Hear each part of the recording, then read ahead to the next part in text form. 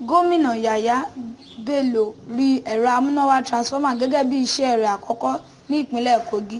Gẹ́gẹ́ bí ìròyìn ṣe sọ, gómìnà ìpínlẹ̀ Kogi Yahaya Bello rí ẹ̀rọ amúnáwá tí agbára rẹ̀ tó 300 kVA ní òpópónà kan ní Lọ́kọ́jà gẹ́gẹ́ bí iṣẹ́ rẹ̀ àkọ́kọ́ lẹ́yìn tí ó ti lo ọdún kan àti ààbọ̀ lórí ipò.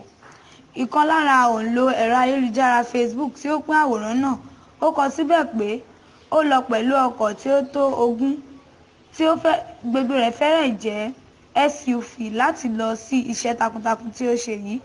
Tí ó bá jẹ́ pé pípè padà wá aṣòfin Dino Melaye yọrí sí rere ni, èyí ni ìbá jẹ́ iṣẹ́ àṣeyanjú rẹ̀ kejì. Mo gbóṣùbà fún gómìnà Bello.